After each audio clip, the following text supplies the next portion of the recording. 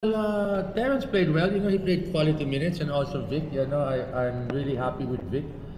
Even if yung minutes niya, it was only 7 or 8, but he really helped us a lot.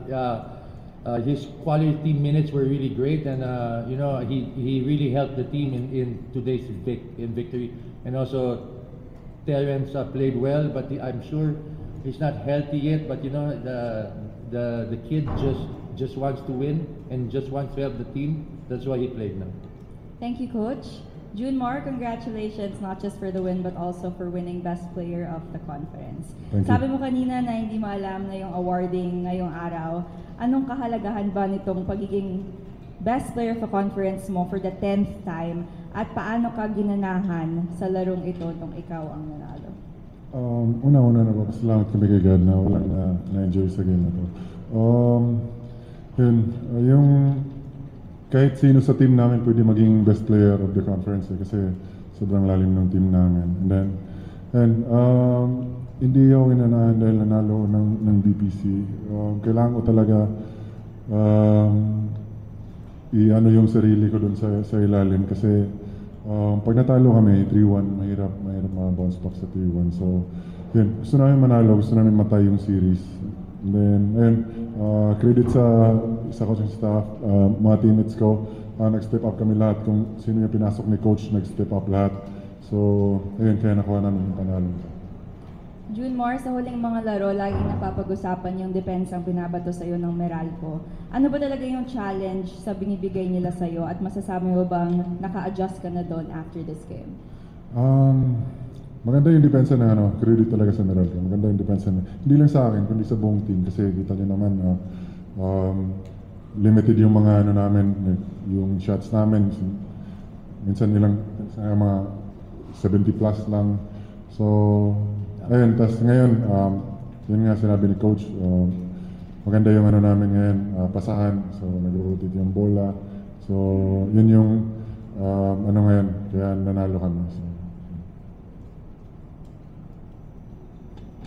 at this point, we're opening the floor to the media.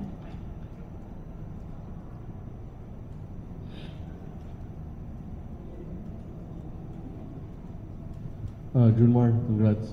Na-mention nga kanina na, hindi mo alam daw na Junmar here. Yeah. okay. Hindi mo daw alam na awarding ngayon. Pero when you finally won it, tas you were announced na BPC, nagkaroon ka ba ng added motivation to perform this way in tonight's game? 12 points ka in the first quarter. Gano'n ka motivated after winning the award? Motivated ako kasi yun nga, down kami 1 game sa series. So, yung BPC na lang yun, bonus na lang yun. So, masaya ako na nakuha yung BPC pero i-credit yun sa mga teammates ko kasi di ko makukuha yun kung hindi dahil sa mga teammates ko. So,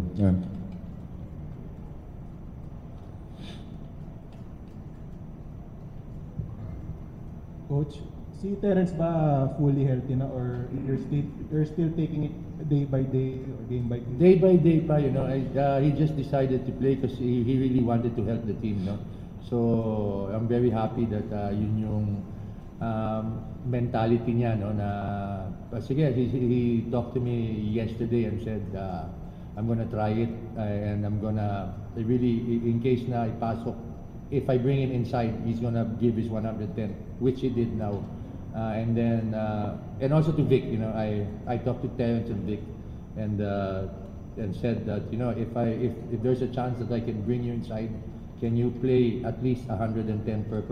And they did it today. So very happy that they followed the instructions. Coach, si Vic ba may iniinda or talagang hindi lang masyadong nagagamit? He got, kasi after the Rain or Shine series, he got kind of sick. So he didn't practice that was a 14-day break. So he didn't practice, I think, for 10 to 12 days kasi he was really feeling ill. So, and he just stayed in his house. So siguro he's just getting his breath back. Now once, and it's coming back kasi in practice, he's doing extra work. And so he wants his timing back. So I'm sure it's gonna come back. I just hope soon. And about his best player of the conference, Junmar really worked hard for it. So you know, it doesn't come easy. He worked hard for it. So I'm happy that he got it.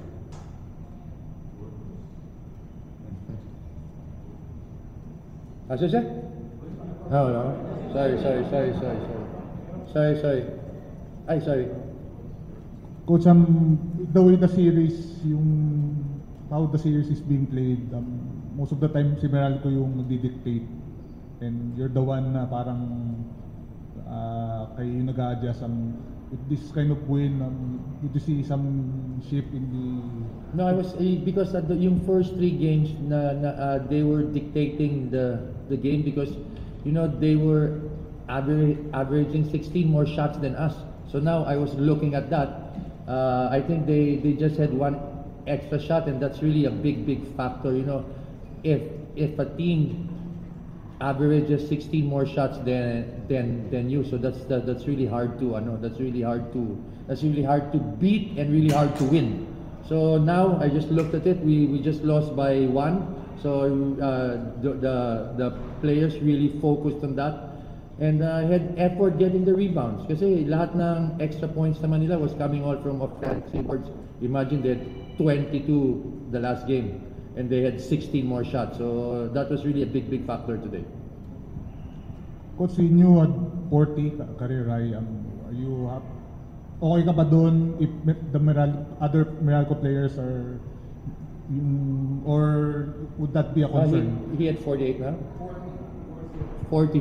Well, as long as the rest don't score, we're fine. So you know, he had his 40, but we kind of stopped the rest of them. So very happy for that. Shout out. Shout out Mama, Papa, Jay, Kendra, Vance, Cham Cham, Baby Seo, Lolo Berting, Attorney Stenson, family, sa lahat ng mga taga Cebu, taga Pinamungaan, House of Kraken, Kraken Car Wash, Kraken and J Car Wash, House Gang, sa mga fans ng San Miguel, maraming salamat. Treats and Needles, shout out din Treats and Needles. Hapagap, good luck sa finals nila. So, Sir Jerry Ramos. So, salamat sa mga fans ng San Miguel, sa mga fans ng PBA. Sana kita-kita tayo sa next game sa venue. God bless. I'm good. Thank you. Thank you, gentlemen. Congratulations. Clyde.